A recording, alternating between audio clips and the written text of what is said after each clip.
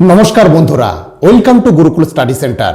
মাই dear student, আশা করি প্রত্যেকেই তোমরা খুব ভালো আছো। তো চলো, গতদিন আমি যে ভিডিও তোমাদের সামনে প্রোভাইড করেছিলাম, ওয়েস্ট বেঙ্গল পাবলিক সার্ভিস কমিশনের জুনিয়র ইঞ্জিনিয়ার ভ্যাকেন্সি আসতে চলেছে কিনা সেই ব্যাপারে তোমাদের একটা ভিডিও দিয়েছিলাম।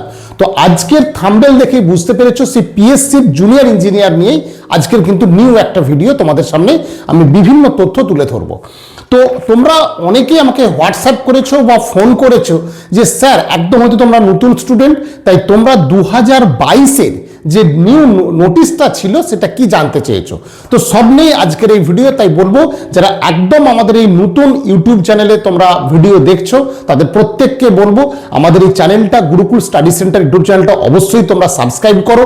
এখান থেকে টেকনিক্যাল এবং নন টেকনিক্যাল দুটো সেক্টরই আমি কয়েকশো তোমাদের সাকসেসফুল দাদাদের ভিডিও দিয়েছি, যারা PSC, KMC, KMDA, DRDO, ISRO, RRB JE এবং এইচপিসিএল, সেল, ভেল, ডিসিএল, টিসিএল সমস্ত জায়গা এবং নন টেকনিক্যালের পুলিশের, SSC GD, WB constable, Kolkata পুলিশের সমস্ত ভিডিও কিন্তু আমি এখানে তোমাদের সাক্ষাৎকার সিনিয়রদের দিয়েছি, তোমরা সেই ভিডিও কিন্তু দেখতে পারবে। ঠিক আছে, তো চলো সরাসরি শুরু করি। দেখো, পিএসসি জুনিয়র ইঞ্জিনিয়ারের যে নিউ নোটিশ কি ছিল সেটা নিয়ে আজকে বলবো, প্রস্তুতি কেমন হবে এটা নিয়ে আজকে বলবো, আর ভ্যাকেন্সি 2026-এ কি আসতে চলেছে। তোমরা অনেকেই ফোন করছো যে স্যার আপনি কিভাবে বললেন ভ্যাকেন্সি আসবে, বা এইসব অনেকেই তোমরা জানতে চেয়েছো। তো সমস্তটাই আজকের এই ভিডিওতে বলবো, অবশ্যই পুরো ভিডিওটা দেখো।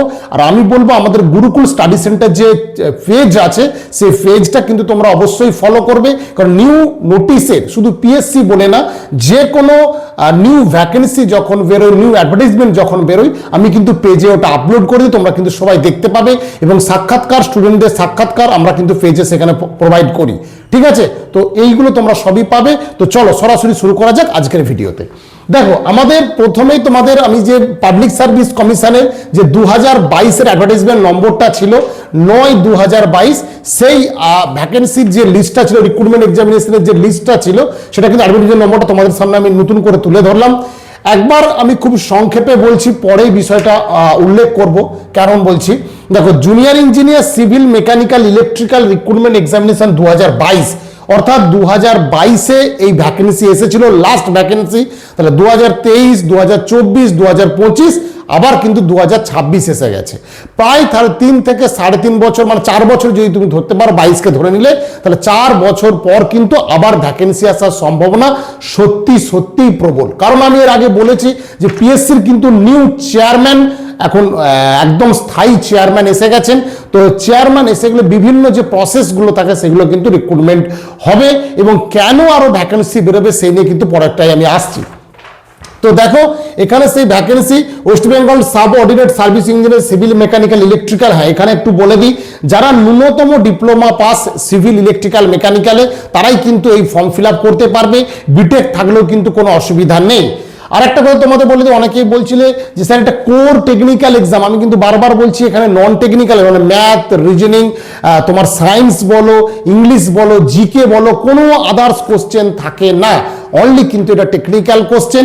100টা টেকনিক্যাল প্রশ্ন থাকবে, প্রত্যেকটাই 2 নম্বর করে, 200 নম্বরের রিটেন এক্সাম, আর তারপর পার্সোনাল টেস্ট বা ইন্টারভিউ থাকে 100 নম্বর। হ্যাঁ, এটা কিন্তু মাথায় রেখো, 100 নম্বরের কিন্তু তোমার ইন্টারভিউ, পার্সোনাল টেস্ট থাকবে।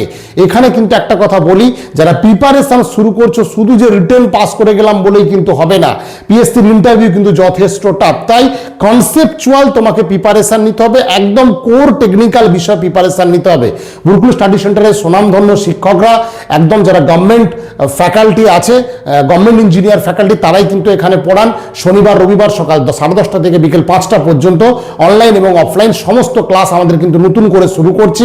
তো তোমরা যারা অ্যাডমিশন নিতে চাও, আমাদের যে ফোন নম্বর আছে সেই নম্বরে কিন্তু যোগাযোগ করে নিও। তো সরাসরি শুরু করে দিই। তো এই যে ভেরিয়াস ডিপার্টমেন্ট ডাইরেক্টর, এইসব পোস্টগুলো আমি যাচ্ছি না।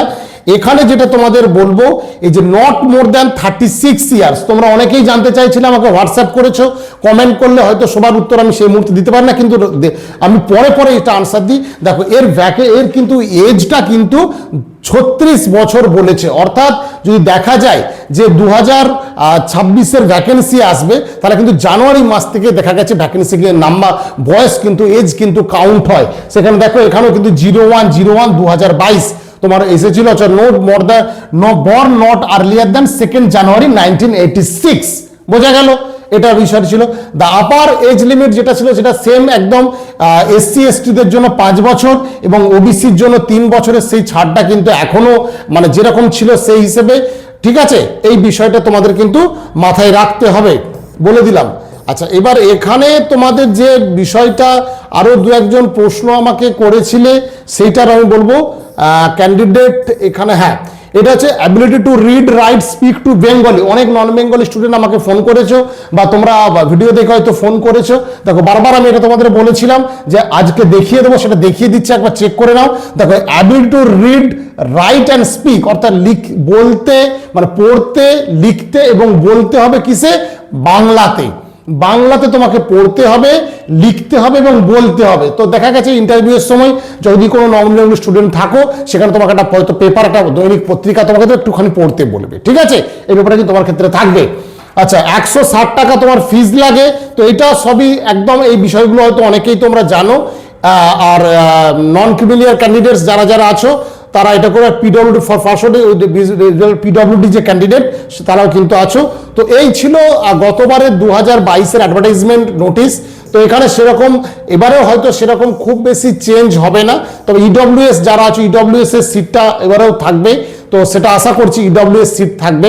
তো আমি বিষয়টা যেটা বলবো যে কেন ভ্যাকেন্সি আসবে, তোমরা যদি কেউ আশা করি দেখেছো অনেকেই যে ভ্যাকেন্সি ফর্ম ফিল আপ হয়েছিল বা যাদের পূরণ হয়ে গেছে, যে লিস্ট বেরিয়েছে, সেখানে কিন্তু দেখা যাচ্ছে পিডব্লিউডির যতগুলো ক্যান্ডিডেট এবারে জয়েন করেছে তার থেকে কিন্তু আরও কিন্তু রিকোয়ারমেন্টের চাহিদা কিন্তু অনেক বেশি ছিল।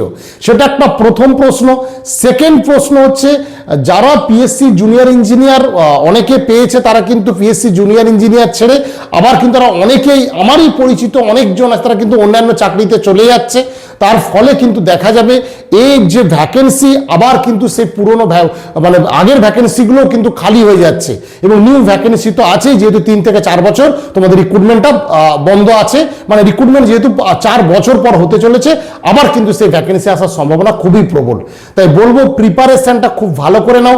প্রস্তুতি কিন্তু এরকম ভাবে হয় না, here is no shortcut method. আমি বারবার বলছি, পিএসসির মতো পরীক্ষাটা কোর টেকনিক্যাল এক্সাম। যারা 3 বছর ডিপ্লোমা করেছো, যারা 4 বছরের বিটেক করেছো এবং যারা কোর টেকনিক্যালে দীর্ঘদিন ধরে খাটছে, তারাই কিন্তু এইসব পরীক্ষাগুলোকে ক্র্যাক করতে পারে। তাই তোমাদের বলবো একটু ভালো করে প্রিপারেশান নিতে হবে, সিস্টেমেটিক ওয়েতে প্রিপারেশান নিতে হবে এবং যেসব বইগুলো বেস লেভেল আছে সেই বই বেস লেভেল থেকে প্রিপারেশান নিতে হবে।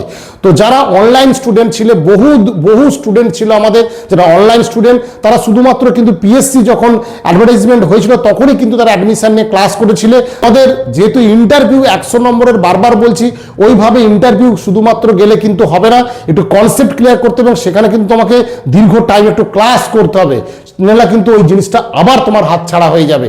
তো আশা করি আমার কথাটা বোঝাতে পেরেছি আমি। তো প্রত্যেককে বলবো যারা যারা প্রিপারেশান নিচ্ছিলে সেই প্রিপারেশান থেকে ধরে রাখতে যদি হয়, আমাদের অফলাইন এবং অনলাইন ক্লাস যে কোনোভাবে জয়েন করার চেষ্টা করো, কারণ আগামী প্রত্যেকে ভালো থেকো, ভালো করে প্রিপারেশান নাও। আর বলবো যে প্রস্তুতি আমি আরেকবার বলছি, যাদের যাদের যে বই আমি বলেছিলাম যে সিভিলের খুরমি গুপ্তা তো আছেই, আর আগর তো আছে, কিন্তু একটু অন্য লেভেলে পড়তে হবে। মেকানিক্যালের আরএস খুরমি আছে, আর কে জেন আছে, ডিএস কুমার আছে, তা সত্ত্বেও কিন্তু তোমাকে একটু কনসেপ্ট বেস তোমাকে প্রিপারেশন নিতে হবে। এবং বলবো ইলেকট্রিক্যালের বলবো তোমার রাজপুত থাকা সত্ত্বেও, হান্ডা থাকা সত্ত্বেও, জেবি গুপ্তা থাকা সত্ত্বেও, ইউথ পাবলিকেশনের যত ভালো বই আছে সেই বইগুলো তোমাদের কাছে আছে, সবার কাছে আছে, কিন্তু চ্যাপ্টার ধরে কনসেপ্ট তোমাকে তৈরি করতে হবে, ঠিক আছে। তো এইগুলো একটু ভালো করে মাথায় রেখো, সুন্দরভাবে প্রিপারেশনটা স্টার্ট করো, কারণ আগামী দিনে কেএমডিও আসছে, কেএমসিও আসবে এবং তার সাথে তুমি কিন্তু পিএসসির পরীক্ষাও কিন্তু চান্স আছে, বিরাট চান্স আছে। তাই বলবো একদম সঠিক ওয়েতে পড়ো, সিস্টেমেটিকভাবে পড়ো এবং কনসেপ্ট ক্লিয়ার করে পড়ো, ঠিক আছে। আজকে এ পর্যন্ত, প্রত্যেকে ভালো থেকো। আরও একবার যদি কেউ নতুন আমাদের এই চ্যানেলে হয়ে থাকো, অবশ্যই কিন্তু চ্যানেলটা তোমরা সাবস্ক্রাইব করো।